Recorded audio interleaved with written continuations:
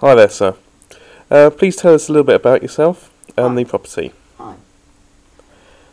Yeah, I'm Nick. I'm a teacher in West Leicester, and I've had the luck, I think, 20 years ago, to buy this house, a large Edwardian house, in what I suppose is a garden suburb, although it's little known as such, Weston Park.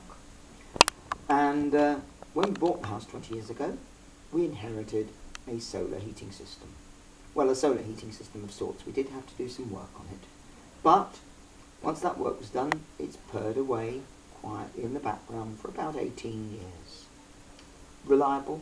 Yes. That was until we had a new kitchen. The new kitchen had new rewiring. New rewiring bought RCDs.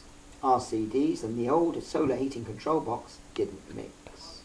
So solar heating went off the agenda.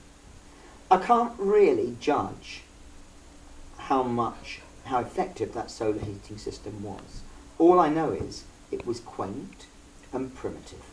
And the panels, the old panels on the roof compared to the new panels, were minute. The new panels over twice the size, and are already showing much greater efficiency, and I'll tell you a bit more about that in a few moments.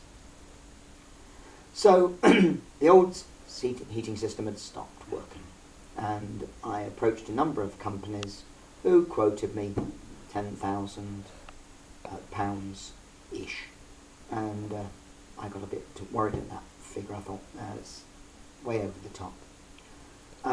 The other thing I wanted to do was to have hot water on our attic floor. We've got 2 bedrooms up in the attic, and we wanted to have an ensuite up there. And we'd met this chap, Stuart Slessor. He did some work at the local church, and he came in and had a look, and he said, well, you know, there's an answer to this. There's an answer to most things, but how about this? And he started to describe 1 or 2 new ideas, like doing away with cold water storage tanks, having mains fed hot water as well as mains cold throughout the house.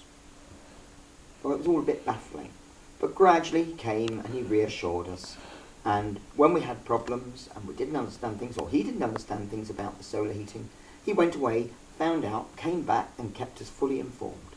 So our proposals did develop slowly. As they developed, he came up with the prices.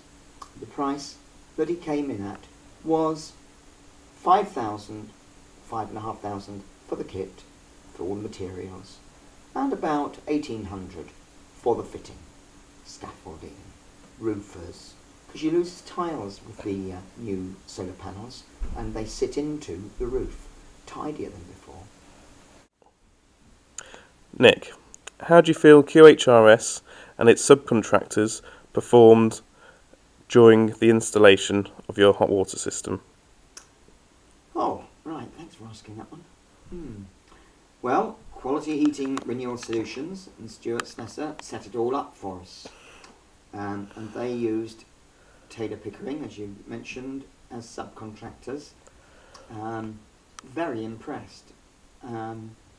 They were a quality solution. Lawrence, their electrician, came along and weighed up the job and discussed it with us and with Mr. Slessor, so that was all good news. Later I met their main plumber, Martin, who very clued up, very businesslike, but also listened. Lawrence listened and assessed the situation, and I think everything has turned out pretty well. I'm really pleased. Times were stuck to, people were reliable, cleaned up after themselves, hoovered up after themselves each time. No problems. Oh, and they also brought their builder, Brad, who sorted out in really good fashion, getting those extra strengthening joists in and extra insulation. More than happy to listen to building control and sort out those problems that inevitably, when you're doing an adaptation on an Edwardian house, occur. You can't avoid it. No, thumbs up and thanks to all.